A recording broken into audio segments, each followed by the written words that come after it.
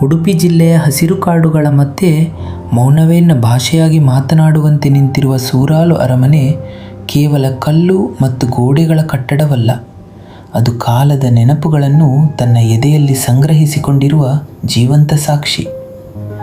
ಒಂದು ಕಾಲದಲ್ಲಿ ದೀಪಗಳ ಬೆಳಕಿನಲ್ಲಿ ರಾಜಸ ಛಾಯೆ ಬೀರುವ ಈ ಅರಮನೆಯ ಹಾದಿಗಳಲ್ಲಿ ಇಂದಿಗೂ ಪಾದಚಾಪದ ಪ್ರತಿಧ್ವನಿ ಕೇಳಿಸಿದಂತೆ ಅನಿಸುತ್ತದೆ.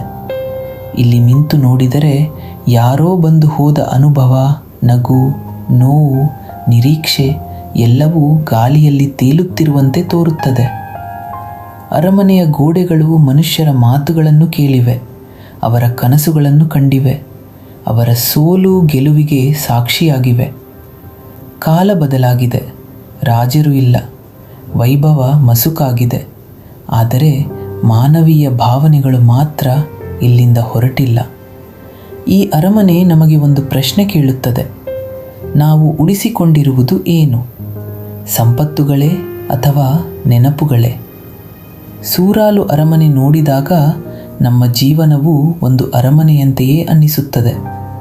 ಒಂದು ಕಾಲದಲ್ಲಿ ತುಂಬಿದ ಸಂಭ್ರಮ, ಮತ್ತೊಂದು ಕಾಲದಲ್ಲಿ ಮೌನ. ಆದರೆ ಎರಡನ್ನೂ ಜೋಡಿಸುವುದು ಭಾವನೆಗಳು ಮಾತ್ರ. ಈ ಮೌನದೊಳಗೆ ನಿಂತು ಕೇಳಿದರೆ ಅರಮನೆ ನಮಗೆ ಹೇಳುವ ಸಂದೇಶ ಒಂದೇ: ಕಾಲ ಎಲ್ಲವನ್ನೂ ಕಿತ್ತುಕೊಳ್ಳಬಹುದು, ಆದರೆ ಮಾನವೀಯತೆಯನ್ನೂ ಅಲ್ಲ. ಮತ್ತು ಅದಕ್ಕೆ ಇಂದಿಗೂ ಸೂರಾಲು ಅರಮನೆ ಉಸಿರಾಡುತ್ತಿರುವಂತೆ ಭಾಸವಾಗುತ್ತದೆ.